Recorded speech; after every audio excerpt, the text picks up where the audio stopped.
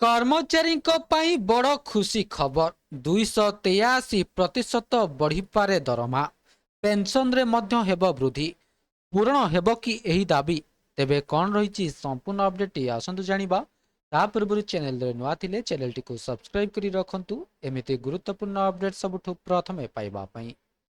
अष्टम वेतन कमिशन एवं कर्मचारी संघ मध्य चलित सप्ताह आनुष्ठानिक आलोचना शेष होईछि। एथिरे संघ पक्षरु 3.83 गुण फिटमेंट फैक्टर सहित सर्वनिम्न 69,000 टंका दरमा पई दाबी करा जायछि। जदि एही दाबी ग्रहण करा जाय तेबे कर्मचारी सर्वनिम्न दरमारे 283% वृद्धि घटिब। वर्तमान सप्तम वेतन कमिशन अधीन कर्मचारी को मासिक अति कम 18,000 टंका मूल दरमा मिलुछि। नुआदिल्ली रे एप्रिल 28 रु 30 तारिख पर्यंत अनुष्ठित बैठक रे नेशनल काउंसिल प्राय 36 लाख केंद्र सरकारी कर्मचारी दरमा वृद्धि दरमा गठन रे परिवर्तन एवं अधिक पेंशन और भत्ता पई दाबी करथिले।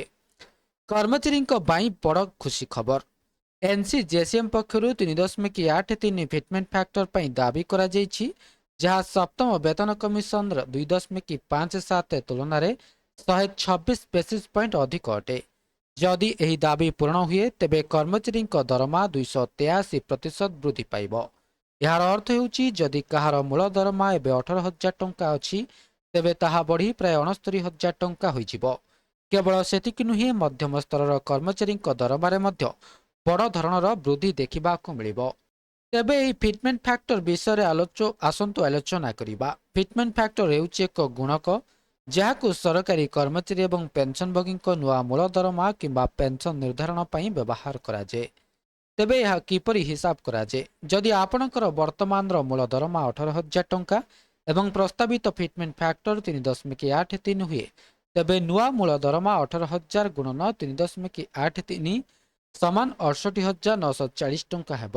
फिटमेंट फैक्टर जेते अधिक हेब कर्मचारी दरमा सेते वृद्धि पाइब एवं यार प्रभाव पेंशन उपरे मध्य पड़िब। 69,000 टंका सर्वनिम्न दरमा काहींकि दाबी करा जाउछि? कर्मचारी संघ सर्वनिम्न मूल दरमा 69,000 टंका रखिबाकू प्रस्ताव दैछंती। पूर्वरु सप्तम वेतन कमिशन रे परिवार रे 3 जन सदस्य को आधार करी दरमा गणना करा जाउथला, किंतु एबे संघर जुक्ति होउछि जे परिवार रे वृद्ध पितामाता को मध्य शामिल करा जिबा उचित, जहाद्वारा परिवार सदस्य संख्या 5 हो जाउछि। एही 5 जनक खर्च को दृष्टि रखी दरमा वृद्धिर एही नुआ दाबी रखा जाइछि बोली सूचना मिलिछि। तेबे आथिला संपूर्ण अपडेट भिडियोटी भल लागिथिले भिडियोटी को लाइक करंतु, शेयर करंतु एवं चैनल टी को सब्सक्राइब करिबा पई भूलंतु नाही।